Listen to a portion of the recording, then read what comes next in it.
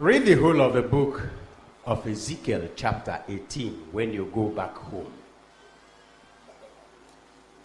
And God will tell you now, it is no longer about your promises or where you started. It is where you are now.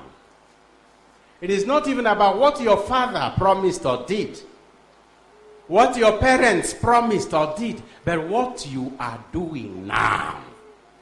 And the Jews said, what the Lord is doing is unjust. No, I am not being unjust. I'm just handling my children where they are now. Because it is in the now that we have our salvation, not in the yesterday. Now, lessons. 1. None of us is good. Either you have promised and you didn't do, or you said you wouldn't do, but you are trying to do. That doesn't make you good. None of us has a reason to boast. But God does not rule any of us out. Lesson number 2.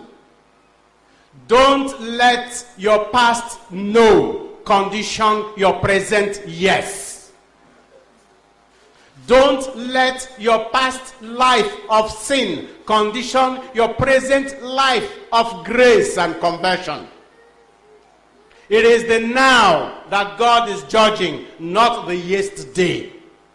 Pick up the pieces now, and God will turn you around. Of course, the story of the prodigal son tells us that he came to his mind and returned to his father because no one would go to that place on his. Don't ever think that there is any past chapter in your life that is so dark that God cannot transform you into a new leaf. Give him your broken heart, and he will mend the heart. You must give him the pieces. God will mend the broken heart, but you must give him the pieces. Today, not tomorrow. Lesson number 3. The fact that you promised does not guarantee you anything, but rather that you do. It is not our pledges that construct and build. It is our action. It is our gift, our donation, not our pledges, not our promises, but our lives. And number 4. Even if, like the second child, you said no and did not go, you said yes, and did not go, you still have a chance to be like the first son who said no and eventually changed. Now that you realize you said yes and you have not done it, start now. Start now.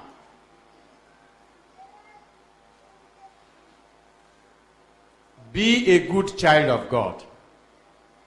Say yes and do yes.